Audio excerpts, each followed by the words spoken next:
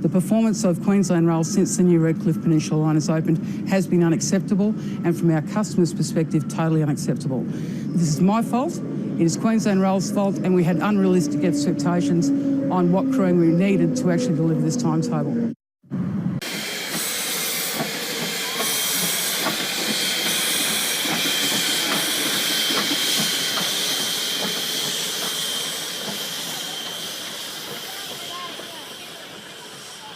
Oh.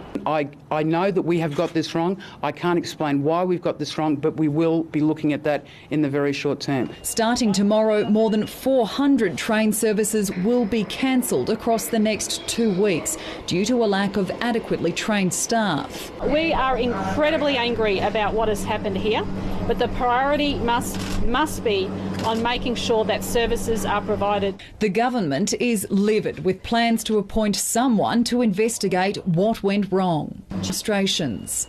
I got to the station early, considering that there might be hold-ups. I don't know how they could possibly have let it happen. They've had plenty of time to get more drivers on. I don't know why they couldn't get them. The performance of Queensland Rail since the new Redcliffe Peninsula line has opened has been unacceptable, and from our customers' perspective, totally unacceptable. This is my fault, it is Queensland Rail's fault, and we had unrealistic expectations on what crewing we needed to actually deliver this timetable. Hi guys, Paul Pluta on the Rail Fail, the QR Rail Fail channel. And today guys, I want to ask the question, who do I think was most responsible for QR fail? QR, Queensland Rail fail. Who was the most responsible? And I got to be completely honest with you. I think you've got to take a good damn look at the CEO. Yes. I think the CEO, in QR's case, it was Helen.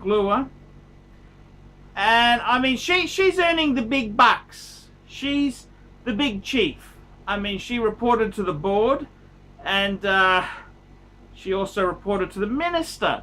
But she was sort of juggling balls instead of fighting political battles over trying to recruit more female train drivers and getting wee breaks. She should have just looked at some fundamentals. And it's pretty amazing. I mean, I'm not a CEO myself. However, you know, I've been in business myself, and I had a friend who wanted to start a coffee shop. And the first question I said to this friend was, how many coffees a day do you need to sell to break even? How many coffees a day do you need to cover the rent? How many coffees a day do you need to make to pay your staff? And let's be completely frank and honest there. If you're running a railway, you've got some fantastic resources. They got consultants in INDEC to write a report. They didn't even have to find this themselves. They got independents in, and the independents said, hey, we're going to have a shortage of drivers. We're going to have a shortage of drivers. Do something. And I mean, the CEO has to say, okay, shit, we got a problem. Let's do something quick. And then she needs to get her ducks in a row. She needs to say, Jesus, we need to get a massive driver. This is how many we need. But no, didn't pursue the matter. Left it far too late. And when the shit hits the fan, ducks for cover. It's all very well to say, oh, I'm so sorry. But that's the reason you were earning the big bucks. It's not to sit there and say, oh, we want more female drivers, we're going to give wee breaks and this and that. I mean, the reason you earn the big bucks, Helen, is to make the tough decisions. You've got to go and tell your minister things are not good. We drastically need new drivers. We need this, we need that. But you didn't. You kept your minister in the dark. Now, I admit Sterlo isn't the most inspiring person. I understand he probably couldn't run a chook raffle if his life depended on it. But the thing is, you needed to keep him informed. You needed to keep him informed. And I mean, it's all very well, Helen, to take the glory and to get the prizes. Yes, it's good to see female CEOs. That's fantastic. But at the end of the day, you need to have the balls to make the hard decisions. If things are terrible, you need to jump up and down and get it fixed. You need to make sure. You need to make sure that you've got enough drivers to drive these damn things. You need to make sure all your ducks are in a row. You need to know months in advance that you're going to have a problem. You can't just leave it to the last minute and then frantically say, I'm so sorry. That really doesn't cut it. And I'm sorry to say this, but Helen, I think you are the major cause of Queensland rail fail. And I think realistically, you've got to accept that criticism. I'm Paul Pluta. This is the Queensland Rail Fail channel. Tell me what you guys think of that. Good evening. Queensland Rail and the state government won't say if heads will roll over the significant staff shortages continuing to impact the rail network across the southeast. Commuters are still being hit hard with hundreds of services to be cancelled in the coming weeks. Pippa Sheehan joins us now. Pippa, is there any relief in sight for passengers? Oh, Georgie, no, there isn't. Across the next 2 weeks, more than 400 services are set to be cancelled as Queensland Rail continues to deal with this massive issue. Now, this means commuters could face waits of up to half an hour on their way to and from work each day. There's more than 100 new staff who've been announced, including 100 train drivers and 100 guards who'll come onto the network. They, however, will need to be trained in the meantime, though no one's saying whose job is on the line over this debacle. Back on track, but not entirely ready to go. I know that we have got this wrong. I can't explain why we've got this wrong, but we will be looking at that in the very short term. Starting tomorrow, more than 400 train services will be cancelled across the next 2 weeks due to a lack of adequately trained staff. We are incredibly angry about what has happened here, but the priority must be on making sure that services are provided. The government is livid with plans to appoint someone to investigate what went wrong. To do a forensic examination, I want to know who knew what when, why it was not passed up the chain. As the issue played out across the weekend in the southeast, the Minister for Transport, Sterling Hinchliffe, attended the Gold Coast 600. The opposition says that's simply unacceptable. This minister should be sacked, the Premier should be strong and get rid of this minister today. And this issue did not happen overnight. He's the Transport Minister. It is his job to make sure trains run on time. Sterling Hinchliffe says he was supporting the event as Minister for the Commonwealth Games. I was doing that at the same time as keeping in close contact with the CEO, keeping in close contact with our team. Queensland Rail says it underestimated the amount of training staff would need to familiarise themselves with the new Redcliffe Peninsula line. Commuters venting their frustrations. I got to the station early considering that there might be hold-ups. I don't know how they could possibly have let it happen. They've had plenty of time to get more drivers on. I don't know why they couldn't get them. Now, there are a number of drivers who are in training at the moment. Queensland Rail estimates around 4 or 5 of them will complete their competencies each day, which will help, though this new timetable will be only reassessed in 2 weeks' time. They haven't ruled out more changes.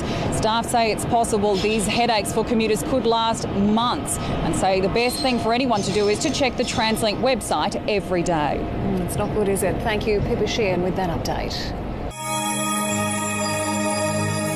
The head of Queensland Rail has offered an unreserved apology to Brisbane commuters affected by major disruptions today. More than 100 trains were cancelled because of a driver shortage, and it could be months before services return to normal. Live to Anna McDonald at South Brisbane Station. Anna, what's caused today's issues? Karina, the problem is that not enough drivers are trained to operate the new Redcliffe Peninsula line that opened earlier this month. Now, that's had a flow-on effect across the entire Brisbane network that's seen really not enough drivers there to operate the current timetable. That's had a serious effect across the whole network today, as I said, with some 30 services cancelled during the peak hour after work period. Now, the hardest hit lines were Redcliffe Peninsula as well as Springfield. Buses will replace trains there tonight. The CEO of Queensland Rail, Helen, says that drivers have even been brought in off their annual leave to try and fix the problem, but obviously that's not sustainable. The performance of Queensland Rail since the new Redcliffe Peninsula line has opened has been unacceptable, and from our customers' perspective, totally unacceptable. This is my fault, it is Queensland Rail's fault, and we had unrealistic expectations on what crewing we needed to actually deliver this timetable. The State Transport Minister Sterling Hinchliffe has asked the chair of Queensland Rail to hold an urgent board meeting this weekend. Now, frustratingly for commuters, an interim timetable will be in place, hopefully released by Monday morning, that will reflect reduced services across the network. That timetable will be in place until more drivers are trained. Okay, Anna McDonald there at South Brisbane Station. Well, the time being just after 9 o'clock, I'll welcome everyone and we'll go through the normal introductions. I'm Tim Nichols, the Chair of the Committee and the Member for Clayfield. Joining me on the committee today are Ms Joan Peace, the Deputy Chair and the Member for Lytton, Mr Michael Crandon, the Member for Coomera, Mr Shane King, the Member for Koowanba, Mrs Melissa McMahon, the Member for McAllister, Mrs Charisse Mullen, the Member for Jordan, and Dr Mark Robinson, the Member for Udjuru. The committee is beginning its meeting today in public to deal with a number of matters. It will then commence its public meeting with the Crime and Corruption Commission. Can I thank you all for being so interested in the affairs of the committee to be here well before your time is expired. I hope you find the meeting interesting and exciting up until that time. The committee will close the public part of the meeting and continue the remainder of its meeting in private session. We're currently scheduled to finish the public meeting at approximately 9:45 a.m, but that time may run over should the committee determine. The proceedings today are lawful proceedings and subject to the standing rules and orders of the Legislative Assembly, and as such I remind all visitors that any person admitted to this meeting may be excluded at my discretion as Chair or by order of the committee in accordance with Standing Order 208.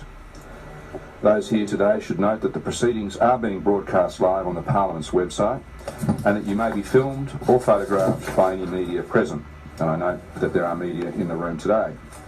You may also be included in photos taken by Parliamentary Service staff for purposes including posting on Parliament's website or social media services.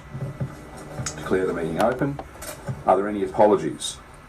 Mr McSwarren, a matter that we've raised before, and that is the Pluta matter, which seems to have fallen over, according to reports there. Are you satisfied with the way that that matter has been handled? Oh, frankly, no. Only in this sense, procedurally. You know, you're aware of there being a mistake.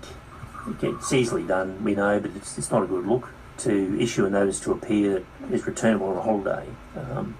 That happened twice, I think. And then subsequently on a Sunday, I think. A Sunday.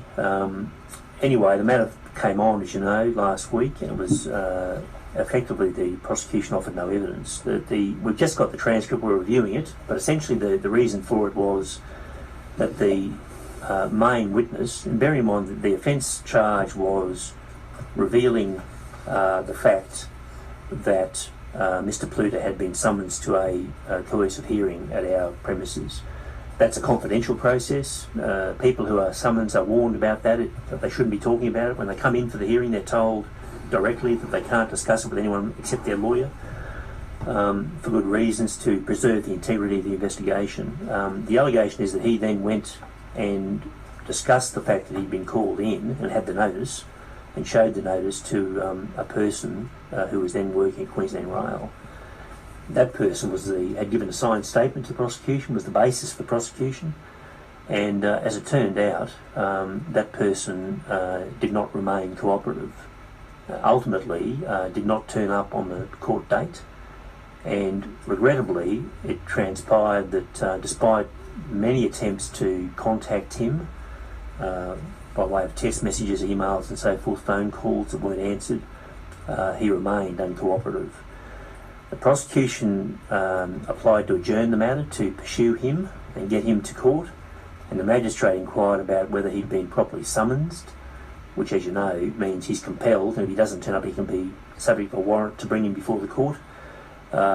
He'd been served by email, which was not permitted under the Justices Act provision. So the magistrate, I think, understandably in those circumstances, refused the adjournment. The prosecutor had no choice but to offer no evidence. In those circumstances, the charge was dismissed. We're reviewing all those circumstances from a whole lot of different perspectives, but that's the facts, essentially, as we know them currently. It just strikes me that on the day of the hearing, the prosecution must have well been aware that their primary evidence was not going to attend. You say that there have been emails, text messages, phone calls and all of those things, and yet on what now seems to be the third return date for a prosecution of this matter, they then offer no evidence, irrespective of the rights or wrongs of either the person who's the subject of the prosecution. It does seem to me to be a real failing, if I can put it that way, in terms of following the prosecution, understanding what's going on. Do your officers monitor the prosecution, because this one was not undertaken by, not carried out by you, it was carried out by police, or was it carried out by DPP? No, it was by police. It was a simple offence under our Act. And then, so it went in the ordinary course. After we charged Mr. Pluta, the brief went to the QPS, the Police Prosecution Service, and the police prosecutor was handling it. I agree with everything you've said, except one small point, and that is that we knew, or must have known, that the witness was not going to turn up. I don't think we can put it quite that highly, although you'd have to have strongly suspected, given the background circumstance, that he was a no-show. But if you have no contact with him and can't otherwise force him to come to court, you're sort of stuck with that, and it only comes to a head on the day that he's supposed to appear. So the issue I'm more concerned about is the belief that he'll be served by email. That's a failing, it seems to me, on the face of it. Yes. It's been just wrong in law. So we need to do better, I agree with that. Do you monitor the progress of those things, or do you rely on the prosecution service to if you like, follow through those procedures? No, it's our responsibility. If we arrest and charge or give a notice to appear, as I think this case was, it's our responsibility to ensure the witness attends and to issue the relevant paperwork to compel them. Yes. That's ordinarily the job of the police officer who charges the individual. So in that case, it's our responsibility. When we accept it's our problem, our fault. Thank you. ABC Radio Brisbane. Streaming live online and on the ABC Listen app. This is ABC Radio Brisbane with Steve Austin. If you're travelling on the trains, you don't have to worry about the traffic. Despite the fact that it's first day back at school, normally traffic is at its heaviest around these times. But all the trains are running on time. And I mention the trains because you'll want to hear my next story, which really goes to the heart of what's wrong here in Queensland and why our systems of accountability go awry. 23 degrees in Brisbane, Bayside 22, Logan 23, Ipswich 25, the Gold Coast 20 and the Sunshine Coast 22.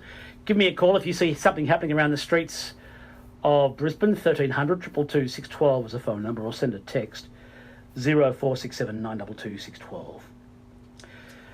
Well, a major embarrassment in court this morning for the Crime and Corruption Commission when they offered no evidence against rail advocate and self-described whistleblower Mr. Paul Pluta. Mr. Pluta warned then Minister for Transport Sterling Hinchliffe about a looming train driver shortage. Now, you know this story as rail fail. After it was revealed that Queensland Rail didn't have enough train drivers, the CCC started investigating how a report was released to the media. The CCC controversially used their coercive hearing powers against Paul Pluta, who was alleged to have leaked the report of the QR train driver shortage at the beginning of the rail fail. The CCC charged Mr Pluta not with leaking any documents, but actually with telling someone, passing on to a third party, that he had been hauled before their star chamber using the coercive powers. Now let me just clarify for you, make very clear. The Crime and Corruption Commission is Queensland's peak crime fighting body. It has extraordinary powers, the powers of a standing royal commission. And in their own words, the CCC's coercive hearings power is, quote, most often sought by Queensland police for unsolved murders, organised crime investigations involving drug trafficking, money laundering, or crimes involving the use of weapons. End of quote. So why did they use their coercive powers on a middle-aged, overweight white guy? In his own words. Paul Pluta, you don't see this entirely as a win for you in the court today. Why not? Oh, look, it's definitely not a win in the sense that, look, I'm very happy with the result. Let's just clarify that there. I mean, yes. I'm a lower middle class, overweight white guy, okay? To continually mount legal battles, hugely costly. This is a fantastic result for me because basically my case against the CCC was dismissed today by a magistrate. The prosecution offered no evidence against me, so I am over the moon. Okay, so let's not avoid that. But no, I'm very happy with the way justice has prevailed, and it didn't go to a trial. So I mean, look. But it's not a win. The CCC offered no evidence, and I think that frustrates you somewhat. No. I don't want to sell my house. I don't want to sell everything of value to fight senseless battles with David. David and Goliath. David and Goliath. Okay? So let me ask you a couple of specific questions. First of all, did you think it was appropriate that the Crime and Corruption Commission used their coercive hearings powers, normally reserved for drug kingpins and organised crime people, to pursue you? This is an interesting question. If you look back at the original Fitzgerald edict when they set this type of thing up, for whistleblower type people like me, where I have made no financial advantage, I have gained nothing but trouble out of it. This was purely public interest. For whistleblower type people, in the past, you needed to get sign-off from a very senior judge. I think it may have been a Supreme Court judge, but if not a Supreme Court judge, it's certainly a very senior judge. Now, the CCC is basically judge, jury, and executioner all in one. And I got to be completely honest with you. What sort of state has secret police? Okay, what sort of state has coercive hearings? So you don't have the right to silence. I've never heard of these things before. Well, then let me ask you, I'll get you to answer my question. I said, did you think it's appropriate for the Crime and Corruption Commission to use their coercive powers, normally reserved for organised crime figures, to pursue you over an embarrassing political leak on train driver numbers? I think it's absolutely disgusting. I mean, if anything, they should be giving me a gong.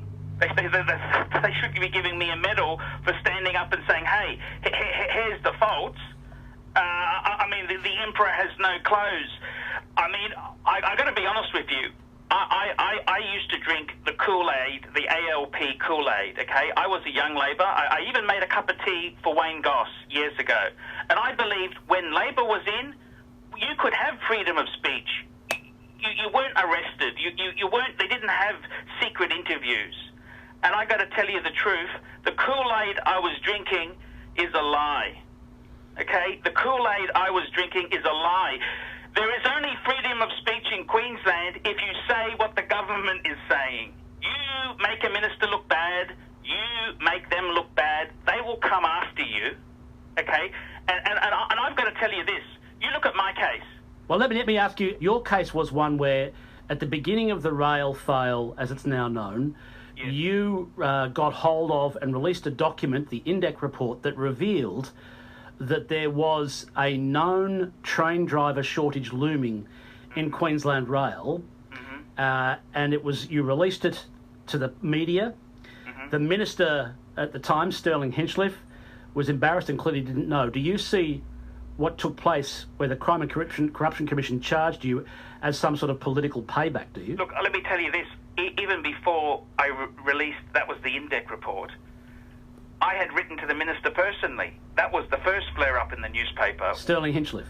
I had written to Sterling and told him the problems. I'd even written to the CCC to tell them about the problems. To be honest with you, I'd already gone to them and said, hey, this is some problems. They told me to get stuffed. I got a form letter back from Sterlo, and I got a form letter back from the CCC, which basically said get stuffed.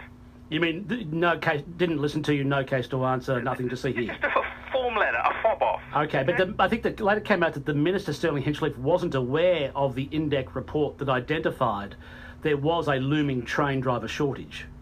That's correct. And the interesting thing is, in Parliament itself, in Hansard, they actually used my copy of the INDEC report, which was later than the copy that was supplied to Sterling himself by the department. So my question to you was, do you regard this as some form of political payback, the fact that you were charged under what's the powers, the coercive hearings powers, where you lose the right to silence? It's called the Star Chamber, and normally it's reserved for organised crime figures and drug lords, and yet they pursued you, Paul Pluta, a railways advocate. This is complete payback. I mean, if you say anything against the government, I'd like to make it as a warning there. If there's any people out there who are thinking of whistleblowing, put your head in the sand. Don't reveal nothing. These people will come after you. They will bankrupt you. Let me tell you this. I had the police turn up at my house 3 times. 3 times the Crime and Corruption Commission served you with notices to appear. Correct. Do you regard that as some form of harassment? It's either absolute incompetence. I'm not making any statement on it. I'm just telling you the facts. Yes. You can make whatever you want of it. Are they that hopeless? I don't know. I don't know. How could they have got it wrong? I got 3 notices to appear. Now, they allege they made a mistake on one of the dates. They allege these things, but yes. I cannot believe that senior, experienced task force like this, it seems very, very, very strange. Okay? Can I ask you then, Paul Pluta, does the Parliamentary Oversight Committee, the Crime and Corruption Committee, or the Parliamentary Commissioner need to examine how this happened, how an ordinary guy who's a rail advocate ends up getting dragged before the Star Chamber of the Crime and Corruption Commission and charged, and when it actually gets to court, as has happened to you today, the prosecution from the Crime and Corruption Commission didn't even offer any evidence? Does that need to be examined by the Parliamentary Committee or the Parliamentary Commissioner for the Crime and Corruption Commission? This is what they should be looking to. Don't worry about my case. Don't worry about my case. I honestly, I am happy the matter is over. I can go back to my lower middle class ways in my lower middle class suburb. You wrote to the then Minister, Sterling Hinchliffe, and advised him of a looming train driver shortage. Yes. You've now proved your case. Yes. It's now been proved that you were right. Yes. And all the authorities ignored you. Yes. So what's your feeling then about when you tried to warn both the Minister in the Queensland government, and you even went to the Crime and Corruption Commission initially to warn them that something was wrong, that for some reason they weren't doing anything about this looming train driver shortage? You've proved your case. Yes, well, I tell you what, I've paid a high price. And so what's your message to the state government then? My advice to anyone out there is, don't get involved. Don't whistleblow. They will drag you through the mud. I mean, if I had a conventional job, do you think turning up at court 7 times, it's a great way to get your contract extended. It's a great way to get a promotion when you're constantly taking days off to appear at court cases. What's been the effect on your life, Paul Pluta? My life is absolutely devastated. I tell you what, I've learned a very valuable lesson. Do not whistleblow. You are told. You are told. I had Terry O'Gorman's firm represented me at that stage. think I'm lying, I can be jailed. If I don't answer a question, I can be jailed. If I'm refuse to answer, you can be jailed. If I don't turn up, can be jailed. What sort of state has a secret police force on its citizens? I'm a clean skin. I haven't been charged. I've got a clean record. I'm just a lower middle class, boring guy. Okay, I've never seen this sort of. I didn't know. This is the most scariest event of my life. Paul Pluta, I'll leave it there. Thank you very much for your time. Thank you very much. Rail advocate Paul Pluta, the man who advised the Queensland Government and the Crime and Corruption Commission that there was a problem in QR, a man who advised the Minister that there was a train driver shortage. He was subsequently proved correct, but for reasons that have not been clearly answered, the Crime and Corruption Commission, Queensland's peak crime-fighting body, took him into their star chamber under their coercive powers provisions, questioned him, and because he told a third party that he'd been questioned in their star chamber, they then laid charges against him. The matter was heard in a Brisbane court today, and the CCC, the Crime and Corruption Commission, offered no evidence. Now, we're pursuing this story. You'll hear, I should mention, by the way, that we've spoken previously with Terry O'Gorman about this. The Council of Civil Liberties expressed their very real concern about what the Crime and Corruption Commission have done to a citizen. To find out today that they didn't even bother to offer evidence. Now, I didn't hear what the judge had to say, but I wish I was. They offered no evidence. We'll be speaking with Mr. O'Gorman, we believe, just after 6 this evening about what should happen next. And we'll put in a call. We have, I should mention, by the way, we did call the Crime and Corruption Commission at 1:30 this afternoon. At this stage, I've not heard back from them. We also contacted Queensland's Attorney General's office, Yvette Darth. At this stage, we've not heard back from her either. That's from now. This is ABC Radio Brisbane with Steve Austin. Well, let's go back to the matter in court today where rail advocate and self-described whistleblower Paul Pluta faced court after the Crime and Corruption Commission brought charges against him. When the matter was heard in court today, the Crime and Corruption Commission offered no evidence. This is complete payback. I mean, if you say anything against the government, I'd like to make it as a warning there. If there's any people out there who are thinking of whistleblowing, put your head in the sand. Don't reveal nothing. That's Paul Pluta from earlier on today. Terry O'Gorman from the Council of Civil Liberties said he should never have been subject to the coercive hearing power in the first place. Now, I should make it clear that Mr. O'Gorman's law firm did at one stage act for Mr. Pluta, but because of the secrecy rules under the Crime and Corruption Commission Act, Mr. O'Gorman is not permitted to discuss what another lawyer in his firm did as a part of his representation of Paul Pluta. And Mr. O'Gorman only learnt of this connection tonight.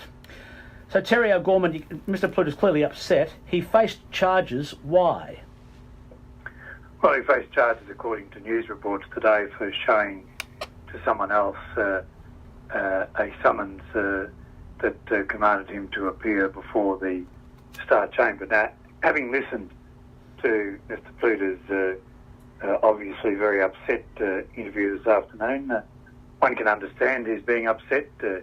He had to prepare and no doubt pay lawyers to go to court for him today. The matter was dropped. His angst and his outrage can be understood. He's got the right, as anyone else does, who has a complaint about the Crime and Corruption Commission, to go to the Parliamentary Commissioner, who's got the power to investigate it, and then refer it to the Parliamentary Committee. What should the Parliamentary Commissioner examine?